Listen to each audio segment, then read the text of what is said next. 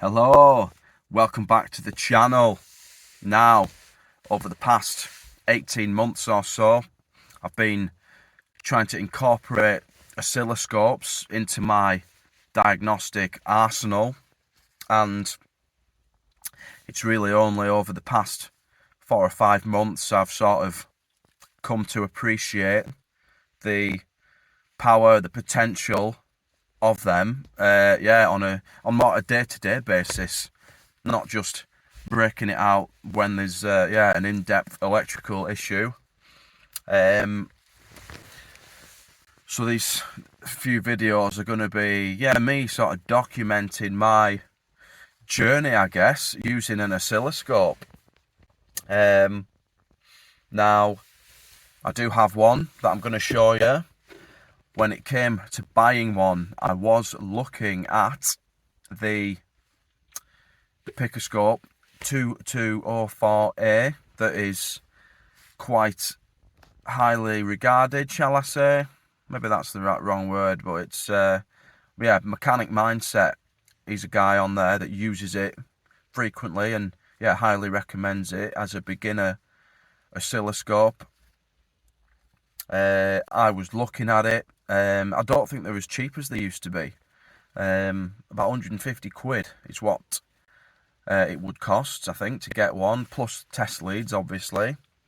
And then if, sort of oscilloscoping kind of didn't work out, or it wasn't for me, when it comes to selling it, it's, going to have lost 50% of its value, I would think, easily.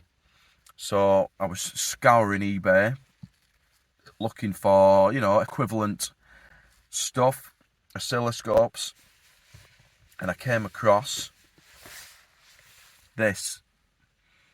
This is a 4224A 2-channel PC based oscilloscope. It's pretty old, I think, 10 years. It's discontinued, but I think it'll be a good start for me. I've paid £179.50 for it, I think. However, if I do come to sell it, I should get £179.50 for it. Maybe even more. Probably be cheeky and try and get more for it, won't I? So this, compared to the 224A, 2204, the 2204, max input voltage, this is 100 volts. The 2204 is 20 volts. Vertical resolution, bit depth, this is 12 bit. The 2204 is only 8 bit.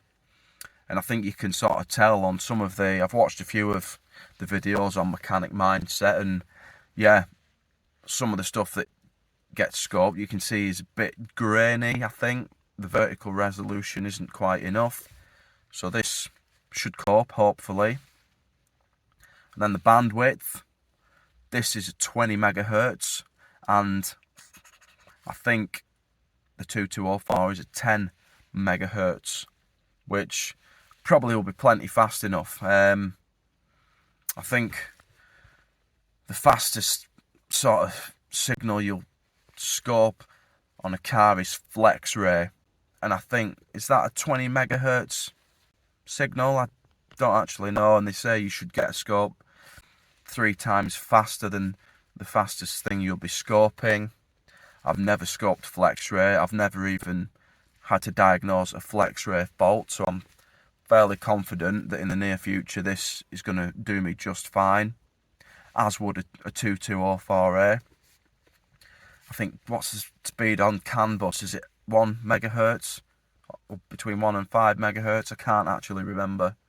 So yeah, this is going to be my new toy. Can't wait. I got some leads. These were off whaich Test Supplies. Because I'm a bit OCD, I had to get a pair of blue. Obviously, if I haven't got a 4-channel scope, probably we'll have to go the blue, green, red, yellow route, because that will get complicated. But for now I've got red back probe in channel 2, a blue back probe in channel 1 or channel A. What else can I tell you? Yes, software wise, this, now I didn't know at the start, it's not compatible with any Picoscope 7 software because it's not an automotive oscilloscope. It isn't compatible with Picoscope 6 automotive, so it'll only work with the Picoscope 6 software, which isn't an issue. We can still capture waveforms, and we will capture some waveforms. So that's it for this video, just a quick introduction, the first episode of my oscilloscope journey. Ooh, introducing you to the scope, and just mentioning probably the other option I would have gone for had I not come across this when I did. So yeah, obviously not much happened in this one. In the next episode though, we're gonna get the scope set up. I'm gonna show you how I was shown to set up your channels on Picoscope 6, and yeah, we'll get capturing some simple waveforms to start with, probably some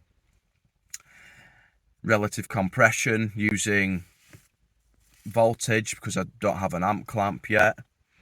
Obviously there is some stuff I'll need to add. An attenuator is probably going to be handy, a low and a high current amp clamp, as well as sort of the other little bits you can get, like pressure sensors, the pulse pressure sensors that is, because I haven't got 500 quid spare to get a WPX or whatever it is 500, as much as I would enjoy one.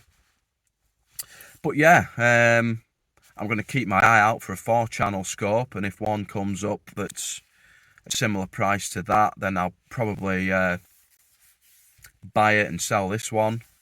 But till then, yeah, thanks for watching.